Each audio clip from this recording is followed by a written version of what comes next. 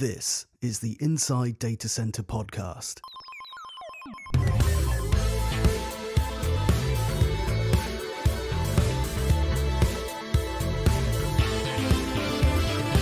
We talk to the people who power the data center sector to give you insider info on everything happening in DC today. Here's your host, Andy Davis. Welcome to the first ever Inside Data Center Pubcast. Firstly, I want to say thanks for coming. I have a lot of ideas and never really know if they'll work, and I think hopefully this one works. Well, the judge can be at the end of the discussion, but a lot of people have turned up. Thanks to everyone that's helped me organise it. You know who you are, Spa, DataX, everybody that's helped. Thanks for the sponsors. We couldn't do it without you. It does mean a lot. And obviously thank you to the guests and to my co-host Rory. We always coordinate. We're in black, as always. I did say that it could be a funeral. But again, we'll be the judge of that. What we're going to talk about is industry perception. One of my drivers is to try and change the perception of this industry. I was just saying to Russ, it's quite a stale industry, and hopefully by having a conversation in a pub, we can get the message to a new audience. Before we go into it, do you want to do a quick introduction? If I go Russell first. Sure. Hi, everybody. I'm Russell Poole, CEO of Apto. Hi, my name's Paul Hood. I'm the COO of AVK. And I'm Rory Flashman, the Managing Director of Spa Communications and Andy's co-host for the evening. And I'm Andy Davis, host of Inside Data Center Podcast, now Pubcast.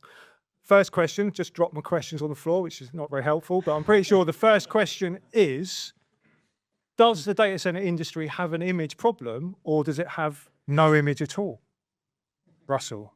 I think it's fair to say we used to have no image at all. I don't think it's very long ago that nobody knew anything about data centers or had a clue about who we were, what we did, why it was important. But there's now, I think, a lot of press around what we do, and we're not controlling the narrative, that's for sure. So there's quite a lot of lazy journalism about data centers and how we're hoovering up power and hoovering up water and all other bad things, all the terrible things we do, and not enough about the good stuff and the reason why what we do is important. So yeah, I think we do have an image. I don't think it's as good as it should be, and I think we should be doing more as an industry overall to just talk about why we're good and the benefits we bring, not just in kind of like the macro level in terms of all the stuff we enable, but locally. Every data center that ever gets built now has got local community benefits. So we're building enabling works in all the communities we operate in. There's apprenticeship schemes. There's all sorts of really good stuff happening. And we don't really talk about it much. We talk to each other about it, but we don't talk about it beyond the scope of our industry. And we definitely should be doing more of that. Yeah, we're great at talking amongst ourselves. We like this, really. It's a bit, but hopefully this message will go out. I was thinking this is what we're doing now.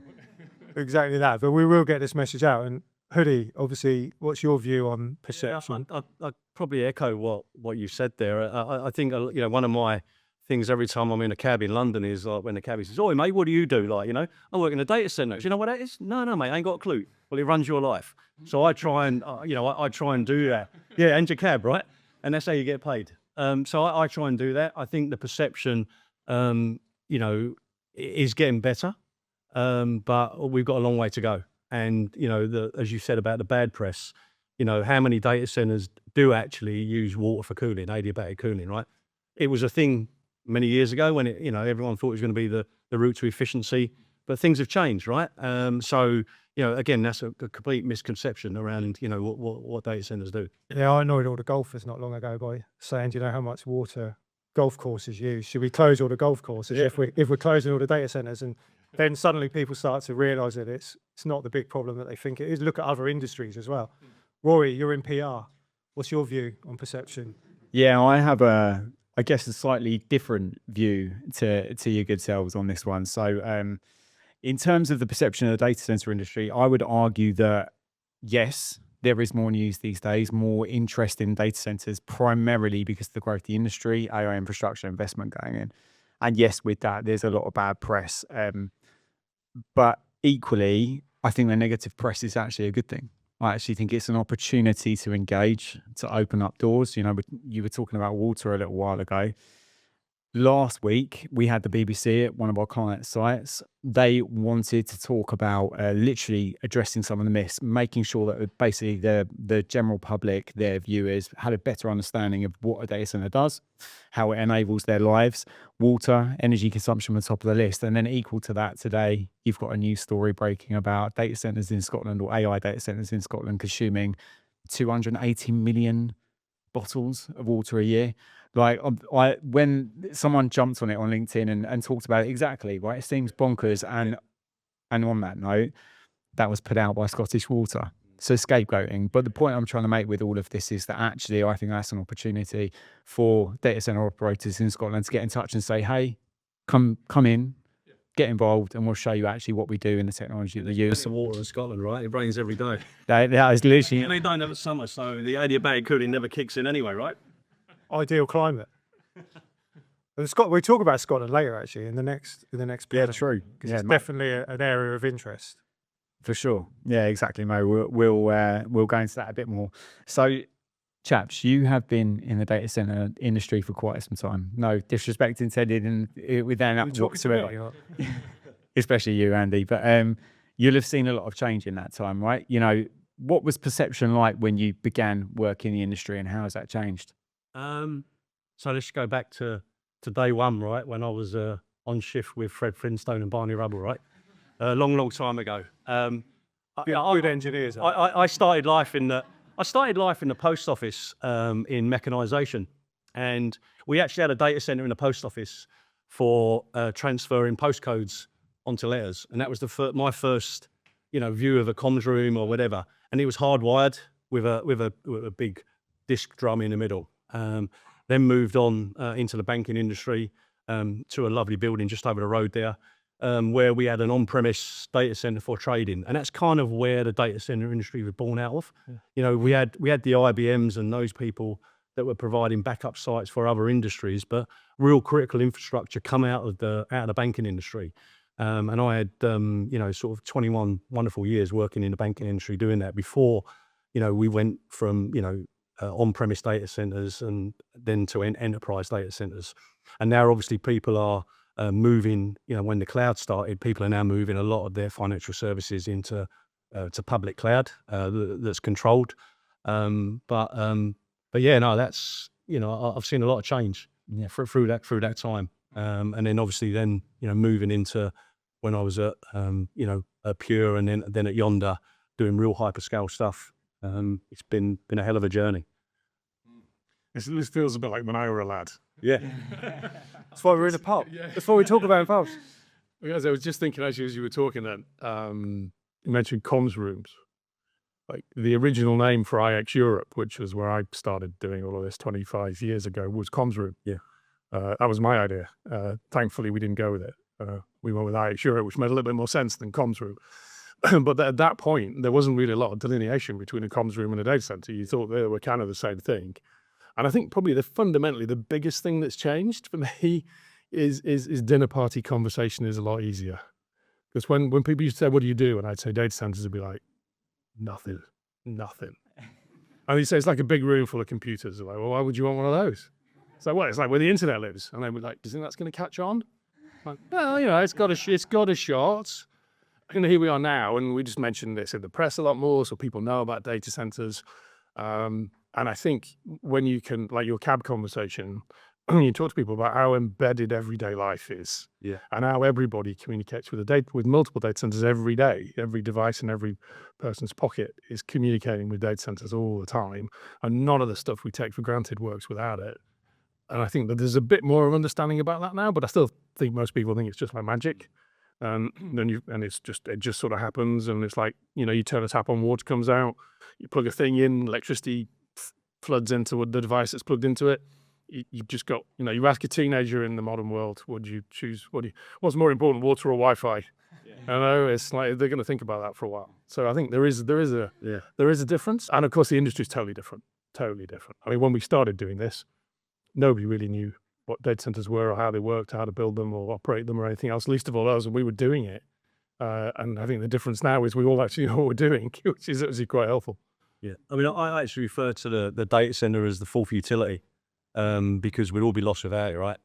So, and one of the major changes that I've seen from going from enterprise data into cloud, is basically back in the day, all of the resilience was built into the M&E infrastructure because the failover was never there. The synchronous replication in data centers from trading platforms was never there. So it was all premise, single points of failure, which is where the Uptime Institute built like the tiering factors on, where how you would engineer your building.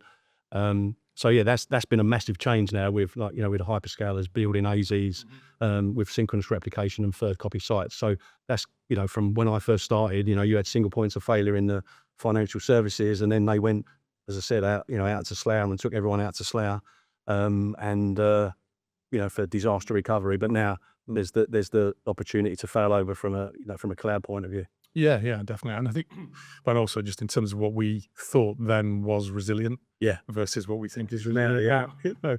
N+1 was amazing, right? It was. You got another one, and obviously as time's gone on, that's all changed. Yeah. So, and of course densities and everything else that's happened in our industry. Everybody here knows all about all this stuff, so there's not a lot of point going into it. But it is when we first, just for context, when we first started IH Europe, we were selling 1.5 kVA cabinets, which, I mean, it's a kettle, not even a kettle, it's half a kettle, relative to where we are right now with multiple hundreds of watts in cabinets and even potentially megawatt cabinets. It's a wholly different world to where we started this thing. And using raised floors as well, right? We were raised floors that way. I'm serious. And no one took cables out, so the floor used to rock when you walked across it. No, it was the telehouse. No one was brave enough to take the cables out, and then we thought it was a good idea to use cooling under the floor that was full of cable, so the cooling never got to the equipment. Yeah, back in the day, right? Yes. But going back to those days, like, the industry was secretive by nature. Yeah. Like there was no perception, right? I know when I got into data centers, or this is 18 years this year, I think I've been working in PR in this industry. And certainly naively from my side, I was like, why does anyone care about any of this stuff? No, we had no ChatGPT. No one was streaming games at that point, or playing FIFA online, or even there was no Netflix. And actually what I realized now is that this industry enables everything, and is honestly one of the most exciting places to be. So from my perspective, perceptions changed dramatically. When I started out, we were talking to industry publications, trades, all of those things. And now we've got Sky News, ITV, BBC, Wired, all banging on the door, all wanting to cover our clients, all wanting to cover infrastructure, investments, AI. Yeah, it's been nuts. Yeah, and on that, and like you mentioned that article earlier in Scotland, do you think AI has been a good thing for perception or a bad thing? Because everything now goes back to AI, doesn't it? Like every data center is an AI data center in the news. And then they say, oh, do you know how much one GPT search uses compared to one email? And things. So that's put more pressure onto the perception of the industry, hasn't it? It's become more public, but also a lot of that straight away pushes towards the negative side of it rather than the positive. I think everyone in the room that's working in the industry at the moment, is everyone's seen a slowdown as all of the hyperscalers work out what they're going to do from an AI point of view. And it's always been a race, to the top, to be first to the first implementer of AI technology. And in my previous role, when I was like CIO of Yonder, we done some amazing stuff for some hyperscale companies. But within that design period of like 7 to 8 months, it changed 5 times. I literally changed 5 times from a 20 kilowatt rack to an 80 kilowatt rack to a 140 kilowatt rack. But alongside that, the cloud market is still carrying on. The organic growth in cloud and the demand for that carries on. We're all, whilst there are applications that are using AI to do the new sort of sexy stuff that we're doing, the cloud and the general public that are still using, storing photos of their cats and dogs day to day, that's still going on. And so that organic growth in, with the hyperscalers will continue. What about when you enter new regions? That's the other thing as well. Is the perception different? I know you did a lot of work in Malaysia, and I know you're looking at different regions as well. Do you think some regions are more welcoming to the industry than the regions where, like Slough, for example, there's such a bulk of industry already there. Obviously, I think we don't need more in Slough, do we, really? But if you're going somewhere where they see it as economic gain or community gain, do they have a different perception? Yeah, definitely. I think certainly that's what we've seen in some of the markets we're operating in. You see a real difference between those kind of more established markets where actually sometimes data centers are perceived as being a problem and a desire to not see any more of them, to countries and municipalities where they see it as absolutely fundamental to digitization and economic development. So there's a much more positive approach. There's a more accommodating approach when it comes to permitting. You have more access, there's more access to power, and just generally a more welcoming experience for people trying to build and operate data centers. And like the projects I did, we under in Malaysia was very much a spillover from the moratorium on power in and around Singapore. And we were taken there from the ambassador of J Corp, which was the Malaysian government, and they were like, let's go to this palm oil forest in the middle of nowhere and start up a data center park, which was phenomenal. And and they supported us and backed us all the way because they saw the benefit of that, to their company, to their country. Loads of renewable energy from hydro. And they allowed us to build a 450 MVA substation on our site. That's a 300 megawatt site there. And we sold the first building straight away, 98 megawatts, one building. So that, and again, all of that over there is AI, where they're not looking at latency issues from the Singapore financial markets. It's very much an AI play that's going on in Johor Bahru, And they focus a lot on skills as well, don't they? I'm going well off piece here, by the way. These questions have not been planned, but they focus a lot on skills, don't they? So a country like Malaysia would have a real big focus on the skills development that comes as a result of this investment. So like we're training engineers, we're training other people. Whereas when it's when you see it in the press in, say, the UK, it's more, it will only employ 6 people or whatever, and it'll employ 1,000 people in construction and then 6 people when it's finished, or whatever the data is, which again straight away puts you onto a negative platform, doesn't it? Whereas in those countries, they're more focused on the positivity. 100%. And you don't run a 98 megawatt data center with 6 people. It's 24/7, 365 shift guys, lots of equipment to maintain. There was a big crew over there for both Yonder and for CBRE and for the client. At the height of construction there were over 2,000 employees on site working, day shifts and night shifts. And another good thing that there's, where the J Corp picked the site was, in Johor Bahru and all around there, you've got really good connections with universities from the UK. So like Reading University are over there. So there's a big opportunity there for upskilling people, which is what we were doing, and we were actually employing local labour and upskilling them. I think it also comes down to how progressive those regions are, and having backing from governments as well that want to work with data center operators, recognizing the value, recognizing what the technology can do for the economy, and actually what it can enable long term in terms of growth and profitability and all those sorts of things. I mean, if you look at what's happening over at Start Campus, like the government there, we were there earlier this year, Andy. The government there is backing that 100%. And look at the announcements that came out this week. 12,600 of NVIDIA's latest GPUs being deployed there alongside Microsoft. I mean, what a massive vindication of the business case. It's phenomenal.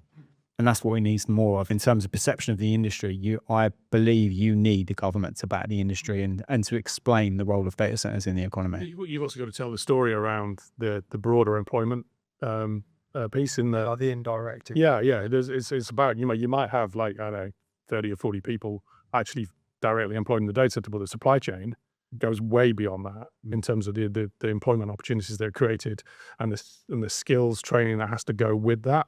And we're seeing this in Milan and Madrid markets that are growing fast, and they're kind of growing faster than the available sort of talent pool, which is your world, Andy, right? Yeah, we've been talking about it earlier.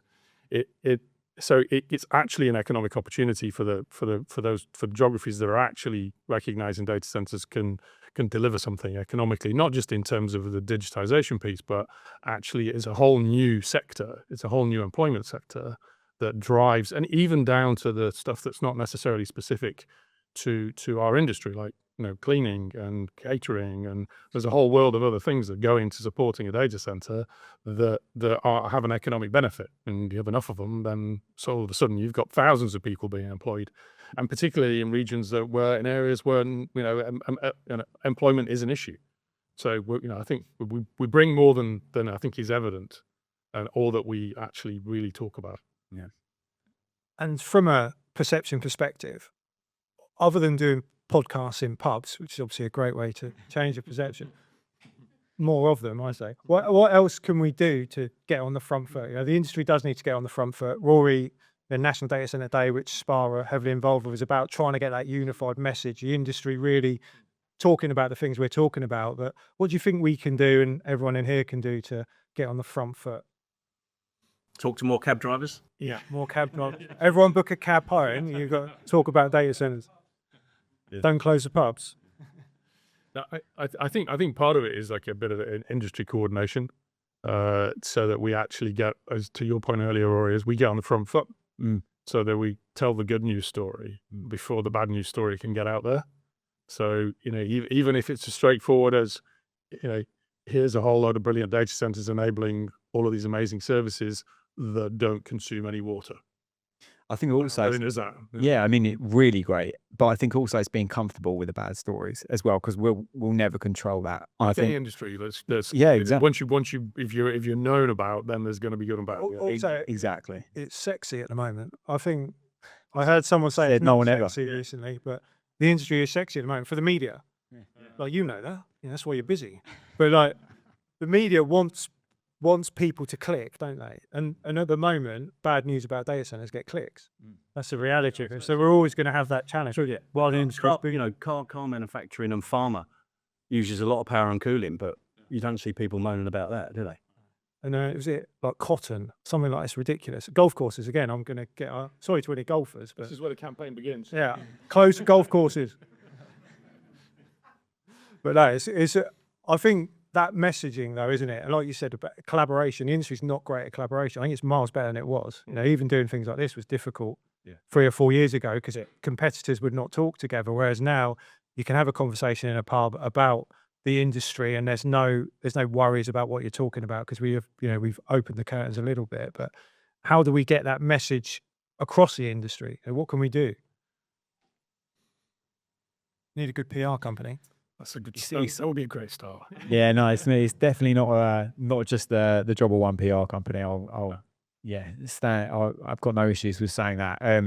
My view on this is that it starts with bringing people together. But fundamentally, you have to get different businesses, even businesses that compete, in the same room, and then get different decision makers, comms people, C-suite leaders, and marketing people to work out what are the right stories to tell and what the message is that we need to bring as an industry from a unified perspective. I was at Digital Infrastructure Ireland a couple of weeks ago. We had the exact same conversation. You guys know firsthand all of the issues that they're having out there in Ireland in terms of energy moratorium and negative press. So it starts with bringing people together, and then it starts with making sure that you lead from the top down, I believe. And Andy, the stuff that we've been doing at the UTC, right, with the students, that was an incredible, bold move by a few of us back in COVID to do that. But the response has been phenomenal, and the people that have come into that, including yourselves, to bring the next generation through, and get the education to their parents at parents' evenings, and all those opportunities to do that has been great, and long may it continue.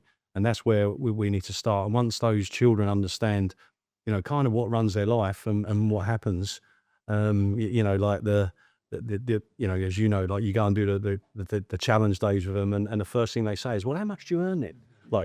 And it's and I talk coming from I was an apprentice like back in the day, and they can relate to that. So when you talk to them, I was an apprentice and I started on the tools, and then all of a sudden I was a COO of a big data center company. They go, wow, and it really resonates with them, doesn't it? You've seen it firsthand, Andy.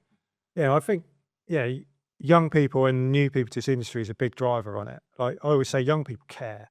That's the key, I think. They actually care about what they're doing, and they do change the perception because they're more focused on sustainability, power, etc. They actually give a shit, whereas a lot of people, I think, have the perception that the industry doesn't really care. So if we bring more people in that do, that really have that passion, I think that will make a big difference. And yeah, the kids at UTC they're amazing. I think when they do the challenge days, what they come up with is better than anything I could come up with. Did you tell them how much you earn? Or? No. Are we going back to the questions at this point? Yeah, I think we're going Yeah. to the questions. All right. So yeah, I'm going to skip past there. We are going to go to the audience questions as well at the end, so you will get the chance to ask Hoodie and Russ a question, not me. Yeah, should we carry on with the final one, shall we? So Hoodie, you've obviously worked with developers, operators, end users, now part of the supply chain. Do you think each part of that has an issue to solve in terms of perception? Are the challenges, say, for a construction company very different from a data center operator? I would say yes. There are subtle differences within the message that you get across from where you are. So obviously now being at AVK and looking at what we're doing with microgrids to really provide the next solution for the failing utility companies around the world. That's a completely different story to a hyperscaler going in to a local community and disrupting and taking over greenbelt land or whatever. But I think we all have a responsibility to play a role in that journey to make it easier for the hyperscaler, who obviously is, at the end of the day, the ultimate payer of the bills, and to develop the business. We all have a responsibility to do the right thing along that journey.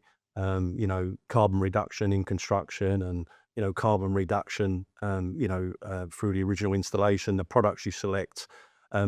Those things can't be determined by the end user. Everyone needs to be on the journey with that.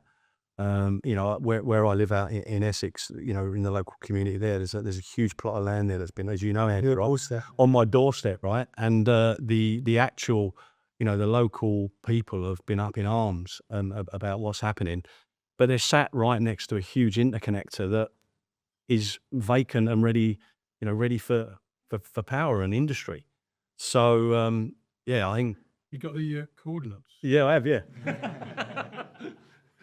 But no, I do think I do think there's a different there's a different story, but I think ultimately it all ties up to make it easier for the end goal for the hyperscaler to deliver.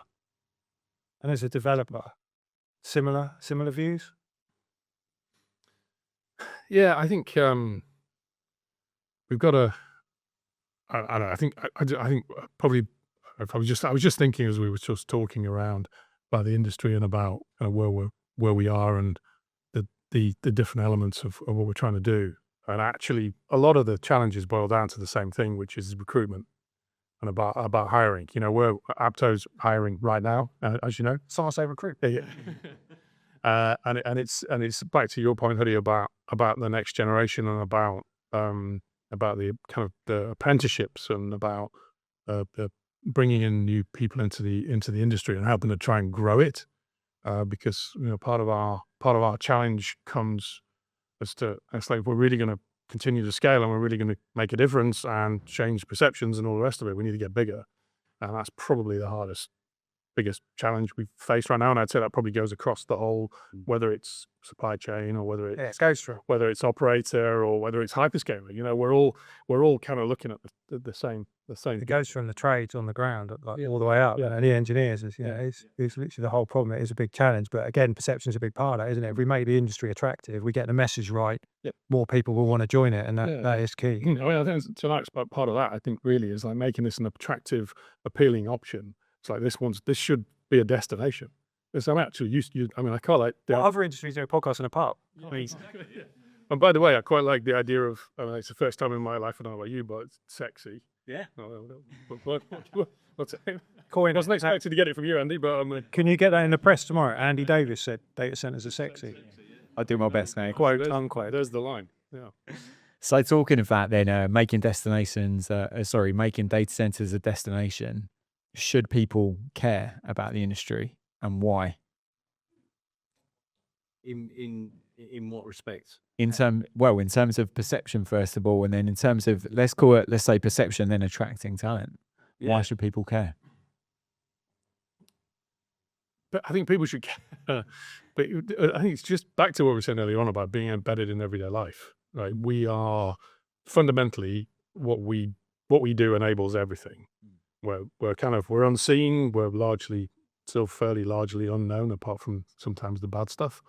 But fundamentally, without what we do, nothing works in the modern world. So, and I think part of that is telling the story about what we're enabling and what we're making work. We used to do, and I was in a previous life around apprenticeship schemes and we'd do like introduction to work days, when you've got a bunch of teenagers in a room at like 9 o'clock in the morning, which is a terrible thing to do to them. The brains aren't working properly and you've got to try and engage them. And the way we found it was best to do it was just sort of, it's almost simple as like, you've got a phone, do you use Snapchat? Do you know how it works? And then when you start to talk, it's kind of cool, right? What we do enables all that stuff to work. So rather than being like a work in a big room full of computers, it's actually doing stuff that makes a difference in lots of different ways, and even like more, less kind of sort of frippery than that around, medical research and all the things that are enabled through data centers that are not necessarily talked about. Is you make it interesting. If you give people the kind of effectively the use cases for what we're doing, then they can talk about it to other people about, I do this and this is why it's cool. You made it relevant. Yeah, absolutely. It's making it relevant to people, and especially young people, as we're trying to bring more young people into the industry. Yeah, I think it's all like, it's what the industry does rather than what it is, isn't it? Like a room full of computers is boring, to most people. It's not to geeks that enjoy rooms full of computers, but to most people it is quite boring, whereas what it does is massive when you actually go into detail. And it offers like diversification, like right across, from the construction industry, right the way through from operations and M&E companies and logistics companies, security companies. So there's a plethora of positions there that can be, fulfilled by loads of different people from diverse backgrounds, and And I think the story you told of, about where you started as an apprentice and then up as a COO, is there's a lot of, I think about my previous life. The thing we're probably most proud of is all the careers that got built out of it. So many people who joined to do a thing, working as a technician in a data center and end up as a chief of this or a vice president. There's some people in this room actually who have got a V in front of their titles, who started off working in as a technician in a data center. So it's enabled a lot of careers, and I think actually we should tell those stories, because it's like there's a route here to some really cool stuff. Yeah, you definitely need role models for everything. Yeah. And again, UTC is a good example of that, isn't it? I think it's time to go to the floor for questions, which is quite a high risk move, I think, but Definitely. for some reason I thought it was a good idea. So where's So Mike? you got- Anyone got any questions? You can ask any of us anything and we can decide whether we answer it or not. Thoroughly enjoying the podcast so far, guys. I heard a stat that if you took all of the cars off the road today, you'd actually only reduce global emissions by 20%. The rest coming from acrylics, manufacturing, data centers. Interested to get kind of mainly COO and CEO all perspectives on what are the kind of sustainability measures you guys are seeing in the industry? What are the kind of trends kind of gearing towards that focus with that taken into account? Let the experts answer that one. Do you want to go? I think so. I was saying before we carry on, I think the industry does some amazing things. It just doesn't talk about it enough. I will say that. Yeah. So I go back to my previous sort of life in at Pure and at Yonder. I think sustainability and operating efficiently and effectively with your plant selection, the PUE, the addressing the water issues was front and center of everything we done from a design perspective.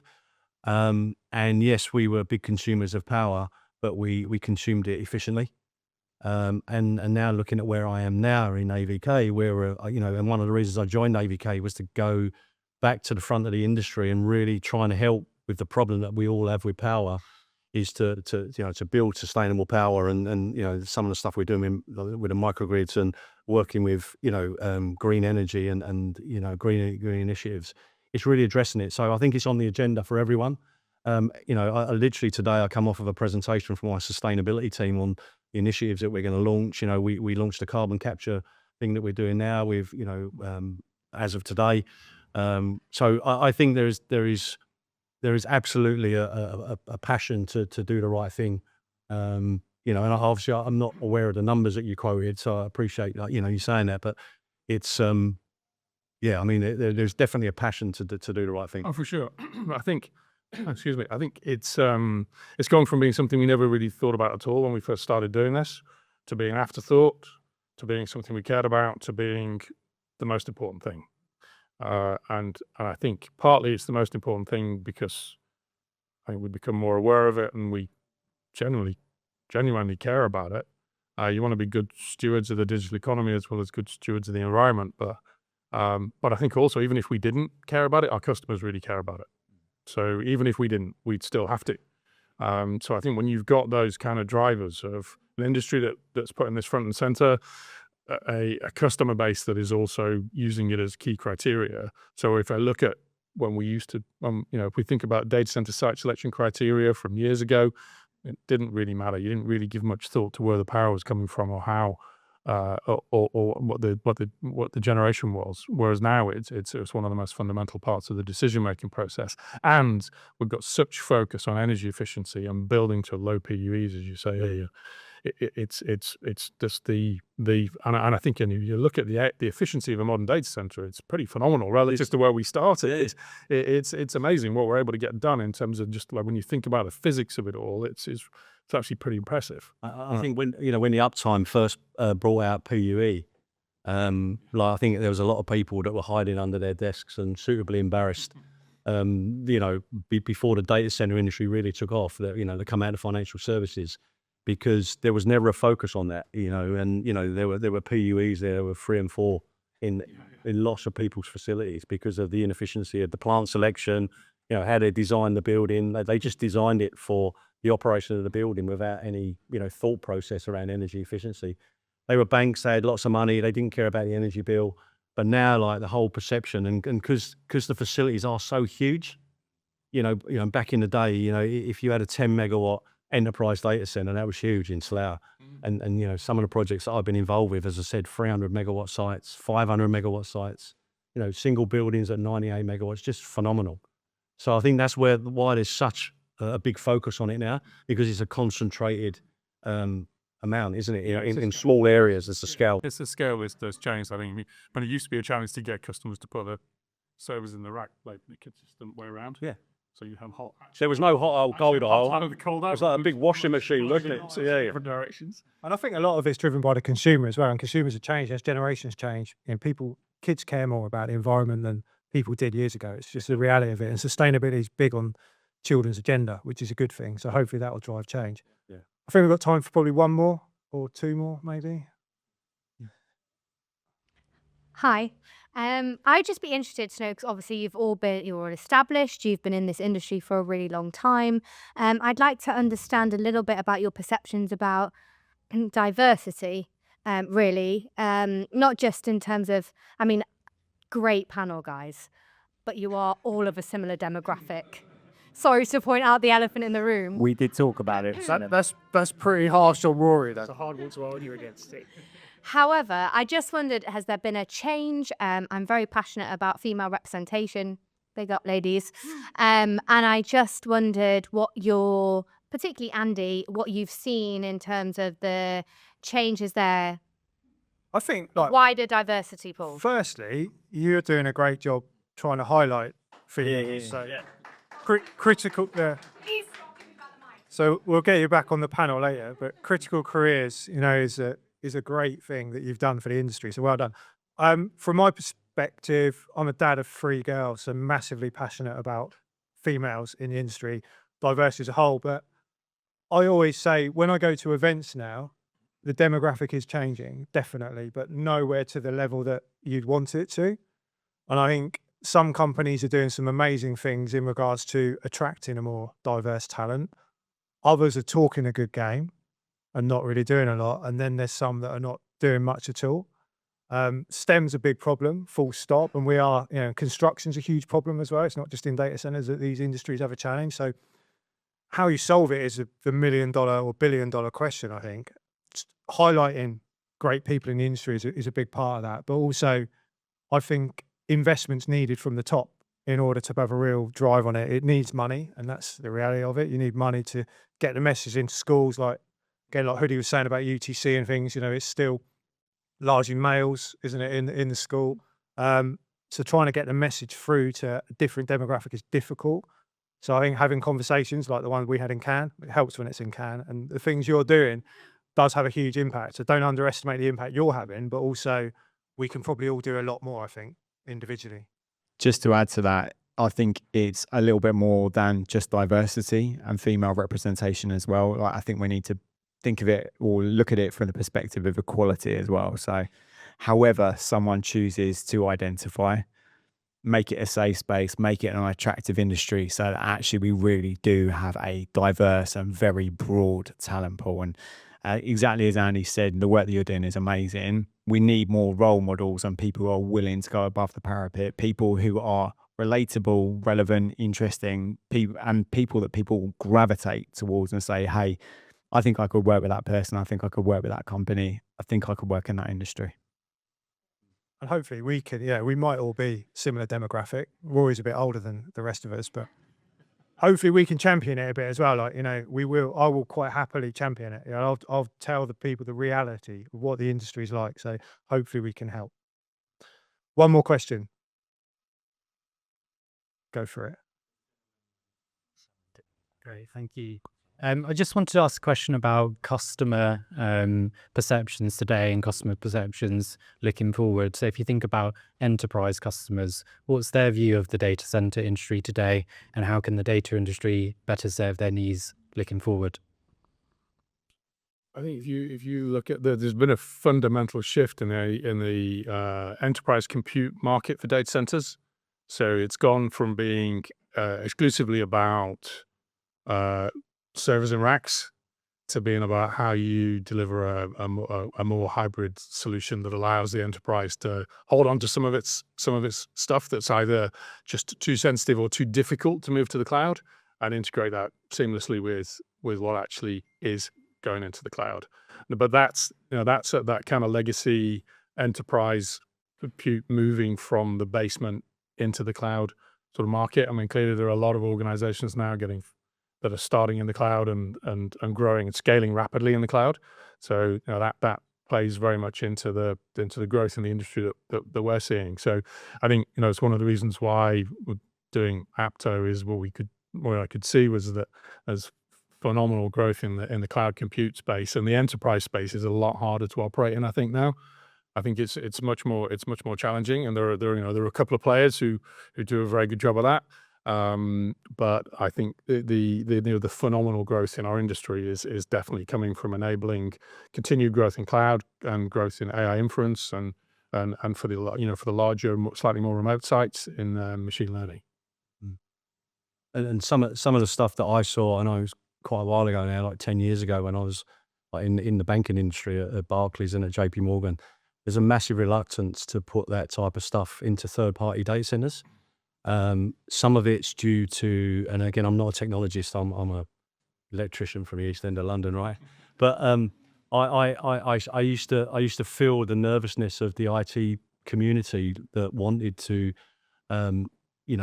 move the services into cloud infrastructure, and even to the point when we built enterprise data centers just for ourselves, and they were like so nervous that it went off premise. Because of they were worried about communications and latency and all that sort of stuff from a trade exchange. But I was at an event last night with some former colleagues, and they were saying that loads of that now is going into as you rightly said, they've built the confidence, they've taken that leap of faith. They could never keep up with the investment that was required. They're banks, right? They're not technology companies. And people move on in those environments as well. So the people that wrote the code and the programs and had moved to another bank, and then they were sat with this box in a room whirring away that, I remember doing shutdowns as the engineer for JP Morgan, and there's, Hoodie, lights over to you from the technology team. And I walk around the comms room on the data center, and there's still 5 boxes whirring away, and everyone's looking at each other going, like, what does this do? So I think now that it's more structured, and as I said, the resilience is being built into the IT, and the M&E there is, is belt and braces. I think people are getting more and more confident with being able to do that. But I can't comment on the percentage of what's gone. I'm 10 years away from that. But yeah, it was always a nervous. I used to call them server huggers. Like the guys, they were very anxious about about the servers leaving their building. And I think that's a wrap for this one. So there is food, I believe, and everyone's probably getting a bit edgy. But Hoodie, thank you. Russell, thank you. Rory, thanks as always. Thanks, guys. Thank you.